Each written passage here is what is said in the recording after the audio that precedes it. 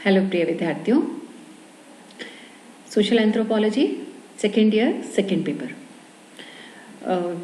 जैसे कि हम लोग ऑनलाइन क्लास में पढ़ रहे हैं कि एंथ्रोपोलॉजी या मानव शास्त्र को अध्ययन करने के क्या क्या उपगम हो सकते हैं, क्या क्या टेक्निक्स, क्या क्या मेथड अप्रोचेस हो सकते हैं। तो उनको जानने के लिए हम यहाँ पर 3 वीडियोस आपसे शेयर करेंगे। हर वीडियो में एक एक उपागम को या अप्रोच को हमने शेयर किया है। चलिए, पहला जो उपागम है वो है आपका स्ट्रक्चरल फंक्शनल अप्रोच यानी संरचनात्मक प्रकार्यात्मक उपागम। क्लियर है? चलिए आगे बढ़ते हैं। संरचनात्मक प्रकार्यवादी जो उपागम है उसके जो समर्थक हैं मानव शास्त्र में कौन कौन है और समाज शास्त्र में कौन कौन है, उनका हमने यहाँ जिक्र किया है। हम मानव शास्त्र का पेपर पढ़ रहे हैं तो पहले मानव शास्त्र की बात करें तो मानव शास्त्र में संरचनात्मक प्रकार्यवादी उपागम को प्रयुक्त करने वाले जो हैं वो हैं A.R. Radcliffe Brown. इनकी किताब का नाम आगे दे रखा है द अंडमान आइलैंडर्स। और दूसरे हैं B. मैलिनोस्की, इनका है actinoids of the western Pacific. ये वो 2 थिंकर्स हैं जिन्होंने मानव शास्त्र में इसका प्रयोग, और भी बहुत सारे हैं लेकिन हम मेन थिंकर्स की बात कर रहे हैं। तो जो मेन सपोर्टर है वो है A.R. रेडक्लिफ ब्राउन और B. मैलिनोस्की। समाज शास्त्र में हम बात करें तो इस मेथड को इस्तेमाल करने वाले जो मेजर, जिनको हम मेन कंट्रीब्यूटर कहेंगे, वो हैं amyl दुर्कीम, टालकट Parsons, Robert Merton.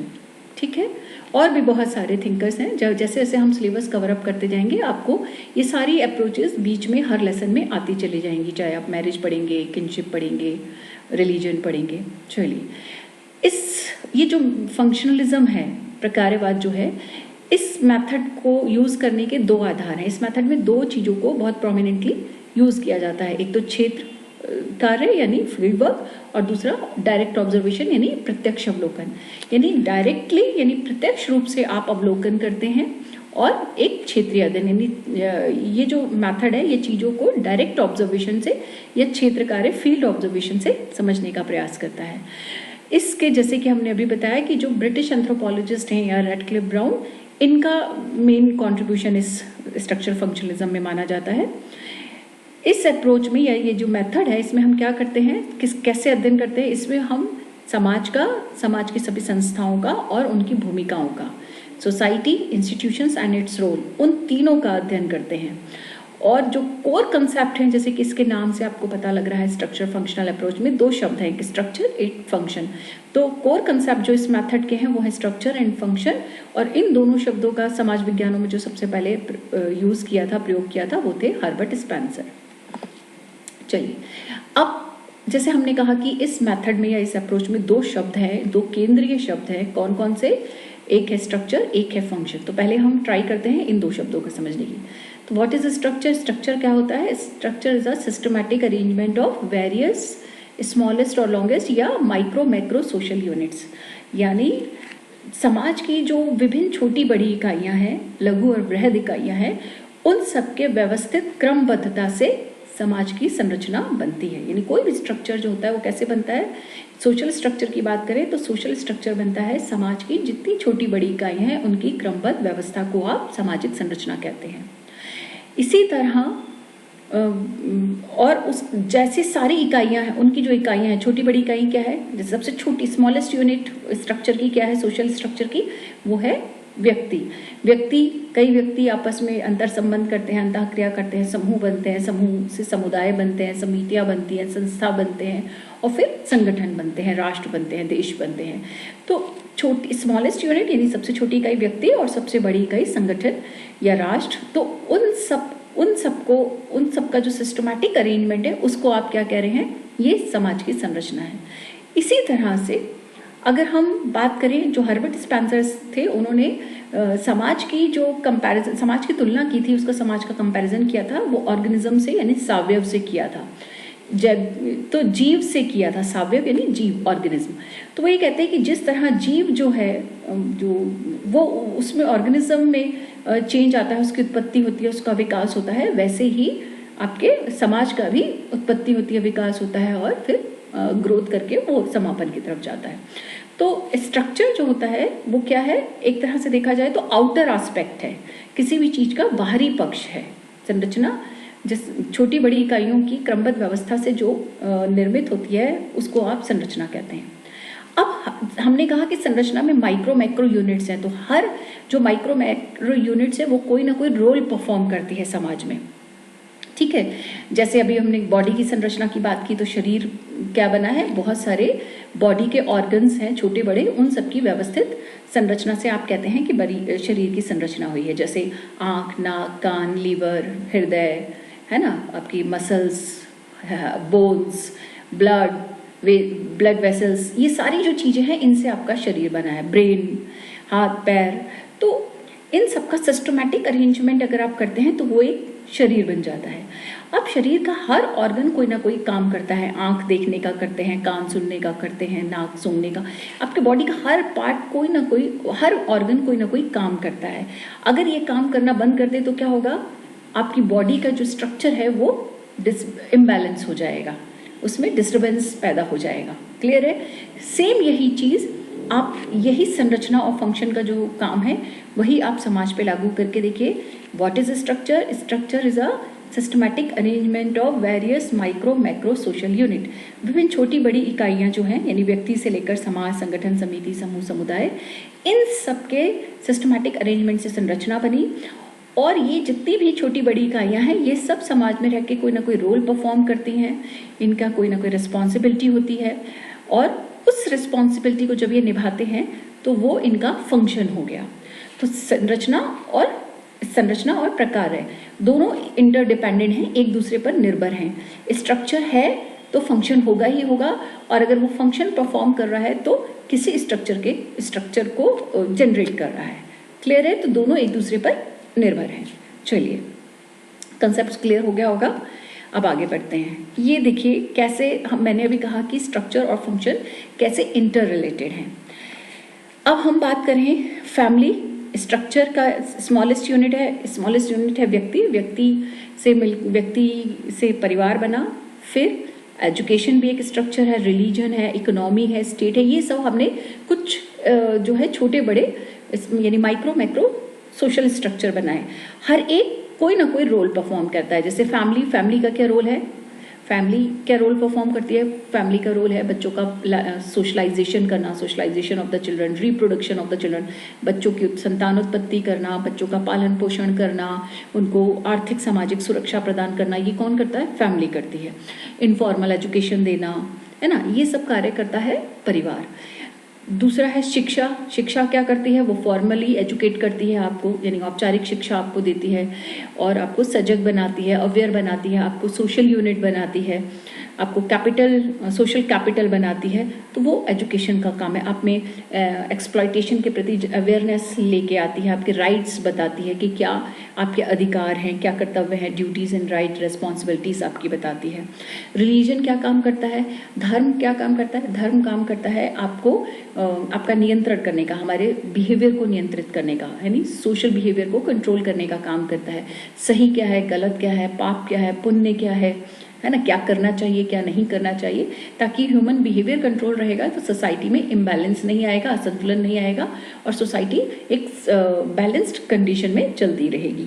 Economy क्या काम करती है? अर्थव्यवस्था में आपकी जो जितनी भी, क्योंकि उसमें वस्तुओं का, गुड्स का और सर्विसेज का प्रोडक्शन होता है, रिप्रोडक्शन होता है, डिस्ट्रीब्यूशन होता है, विनिमय, वितरण, उत्पादन, विभाजन, ये सब चीज़ें होते हैं, और ये हमारी नीड्स को पूरा करते हैं, हमारी सामाजिक, सांस्कृतिक, आर्थिक नीड्स को, फिजिकल नीड्स को पूरा करते हैं, और इसकी आवश्यकता के मतलब इनकी पूर्ति के लिए इकोनॉमिक सिस्टम है। तो इकोनॉमिक सिस्टम ये सब रोल परफॉर्म करता है।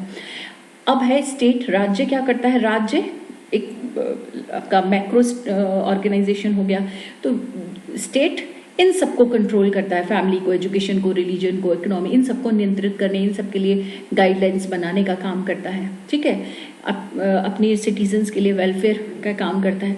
तो ये जितनी छोटी बड़ी स्ट्रक्चर की यूनिट्स हैं, स्मॉलेस्ट यूनिट है या मैक्रो यूनिट है या माइक्रो यूनिट्स है, ये सब कोई ना कोई फंक्शन कर रही हैं। ठीक है, ये हो गए स्ट्रक्चर, और इनके द्वारा जो भी मैंने आपको कार्य बताया वो क्या है? इनके फंक्शन।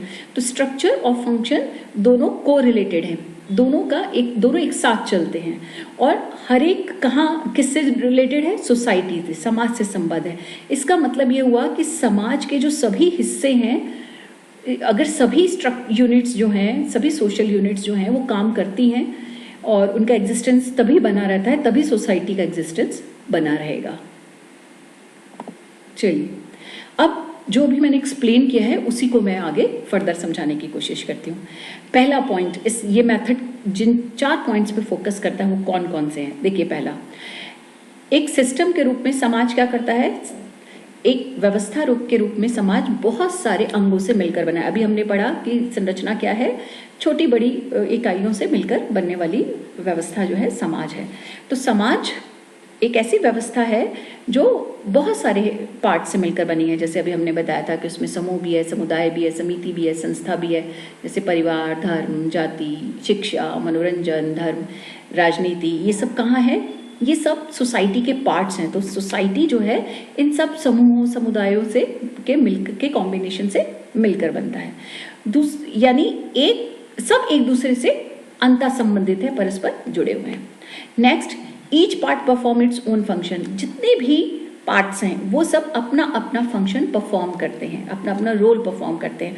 जैसे परिवार, अभी मैंने बताया परिवार एक स्ट्रक्चर है और परिवार अपना रोल परफॉर्म करता है। बच्चों को जन्म देना, पालन पोषण करना, उनको सामाजिक इकाई बनाना, ये सारी चीज़ें जो है परिवार के काम है।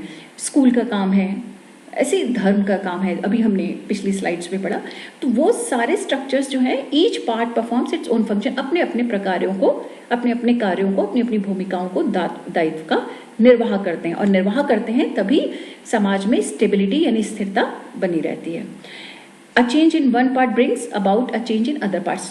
और संरचना के किसी भी एक हिस्से में परिवर्तन आता है तो बाकी हिस्सों में भी परिवर्तन आ जाता है। जैसे आप देखिए कि इकोनॉमिक सिस्टम बदला तो परिवार का स्वरूप भी बदला। जब जब इकोनॉमिक सिस्टम बदला तब तब परिवार का स्वरूप भी बदलता गया। फॉर एग्जाम्पल, परिवार, पहले अर्थव्यवस्था कैसी थी, जब आप लोग पढ़ते हैं कि आप लोगों ने जब स्टार्टिंग के टॉपिक्स में पढ़ा था कि आदिम समाज था, गैदरिंग, हंटिंग होती थी, हम शिकार करना और फल फूल संग्रह करना। फिर धीरे धीरे पशुपालन आया, एग्रीकल्चर आई, फिर उसके बाद पहले अनस्टेबल एग्रीकल्चर थी, फिर स्टेबल कल्चर आई, है ना, स्थायी कृषि आ गई। उसके बाद आपने देखा कि उद्योग आ गए, मशीनें आई। तो ये जो जैसे जैसे इकोनॉमिक सिस्टम चेंज होता गया, आपका फैमिली सिस्टम भी चेंज हो गया। एक्सटेंडेड सिस्टम था फैमिली का, विस्तृत परिवार था, फिर जॉइंट फैमिली यानी संयुक्त परिवार, फिर एकल परिवार, और उसके अब आगे लिव इन रिलेशनशिप या एकल अभिभावक परिवार, ये सारी चीज़ें आने लगी। तो एक सोसाइटी के एक पार्ट में परिवर्तन होता है तो उसके दूसरे हिस्सों में भी परिवर्तन होता है। ठीक है, क्यों होता है? क्योंकि all parts are closely interrelated, क्योंकि सभी हिस्से जो हैं आपस में एक दूसरे से जुड़े हैं, तो एक का प्रभाव दूसरे पर पड़ता है। एजुकेटेड फैमिली होती है तो नेचुरली बच्चे भी एजुकेटेड होते हैं। अनएजुकेटेड फैमिली होती है तो उनके लिए शिक्षा की शायद कीमत उतनी नहीं होती, या वो उतना शिक्षा पर नहीं खर्च कर पाते, या शिक्षा की वैल्यू को नहीं समझते, तो नेक्स्ट जनरेशन भी वैसी होती है। तो एक पार्ट से नेक्स्ट पार्ट अफेक्टेड होता है। नेक्स्ट, एंटर सोसाइटी और कल्चर। हम जब भी स्टडी करते हैं तो एज अ होल स्टडी करते हैं समाज की। क्यों? क्योंकि अभी हमने कहा कि समाज बहुत छोटी बड़ी इकाइयों से मिलकर बना है। सभी इकाई कोई ना कोई फंक्शन करती हैं और एक पार्ट में होने वाला परिवर्तन दूसरे पार्ट को भी प्रभावित करता है। इसलिए आप समाज का एक समग्र के रूप में, एक होल के रूप में अध्ययन करते हैं। ये नहीं कि समाज के किसी एक पक्ष का आप अध्ययन कर सकें। अगर समाज का अध्ययन करना है तो आपको उससे जुड़े सारे पक्षों का, उसके सारे पार्ट्स का अध्ययन करना होगा। क्लियर है? अब आता है कि सोसाइटी जो है एक कॉम्प्लेक्स सिस्टम है, एक जटिल व्यवस्था है जो बहुत सारे पार्ट से मिलकर बनती है, तो वो कॉम्प्लेक्स होगी। तो society is a complex system, और उसके जो सारे पार्ट्स हैं, माइक्रो और मैक्रो, जितनी भी यूनिट्स हैं, स्ट्रक्चरल यूनिट और फंक्शनल यूनिट, वो मिलकर काम करती हैं और उनमें एकता और स्थिरता बनी रहती है। जब सारी यूनिट्स मिलकर काम करती हैं तब समाज में सॉलिडेरिटी आती है और स्टेबिलिटी यानी स्थिरता बनी रहती है। ये थ्योरी जो है वो बेसिकली फोकस करती है, देखिए, मैक्रो लेवल ओरिएंटेशन पे। इसका क्या मतलब है? मैक्रो लेवल, दो तरह के स्तर होते हैं, एक माइक्रो, एक मैक्रो, सूक्ष्म और बृहद। मैक्रो जो होता है, मैक्रो लेवल ओरिएंटेशन का मतलब होता है कुछ मेथड्स ऐसे होते हैं जो अध्ययन के समय पहले समाज के होल पर यानी समाज का अध्ययन करते हैं और फिर उसके माइक्रो लेवल तक जाते हैं। और इसके अपोजिट कुछ सिद्धांत ऐसे होते हैं, कुछ अप्रोच ऐसे होती है जो माइक्रो लेवल ओरिएंटेड होती है। मीन्स पहले व्यक्ति का यानी एक स्मॉलेस्ट यूनिट का अध्ययन करते हैं और फिर उस स्मॉलेस्ट यूनिट को समझकर फिर समग्र की ओर, होल की ओर जाती हैं। तो दो हो गए, एक होल टू पार्ट, एक पार्ट टू होल, यानी माइक्रो सिस्टम और मैक्रो सिस्टम। तो ये जो सिस्टम है ये किस पर फोकस करता है? सोसाइटी पर। जो स्ट्रक्चरल फंक्शन है वो स्ट्रक्चर को समझकर फिर फंक्शन की तरफ जाता है, यानी ये स्ट्रक्चरल पार्ट पे फोकस करता है। तो हम कहेंगे कि ये मैक्रो मतलब सोसाइटी को समझता है और सोसाइटी से इस माइक्रो यूनिट से मैक्रो यूनिट से माइक्रो यूनिट की तरफ जाता है। तो इसलिए हम इसको macro level orientation based theory या अप्रोच कहते हैं। ठीक है, ये फोकस करता है सोशल स्ट्रक्चर पर, सोशल फंक्शन पे, जैसे कि हमने बताया, और जो समाज को एक होल के रूप में, एक समग्र के रूप में देखते हैं। और इसकी तुलना हर्बर्ट स्पेंसर ने इसीलिए सावयव यानी व्यक्ति यानी जीव से की है। अब सवाल आता है, जैसे अभी हमने कहा कि स्ट्रक्चर मैक्रो यूनिट से मिलकर बना है और वो सारे यूनिट्स जो रोल या रिस्पॉन्सिबिलिटीज निभाती हैं वो उनका फंक्शन हो गया। तो स्ट्रक्चर और फंक्शन, इन दोनों की इंटरडिपेंडेंस से सोसाइटी बनती है। ठीक है, समाज एक कॉम्प्लेक्स सिस्टम के रूप में उभर कर आता है। अब एक सवाल, what happens to society when dysfunctions occur? Dysfunction का मतलब होता है कि अगर कोई अपना रोल परफॉर्म ना करे, अगर समाज की जो विभिन्न यूनिट्स हैं स्ट्रक्चरल पार्ट की, अगर वो अपनी भूमिका का निर्वहन ना करें तो क्या होगा? इसको सोचिएगा और फिर मुझे बताइएगा। ठीक है, थैंक यू बच्चों।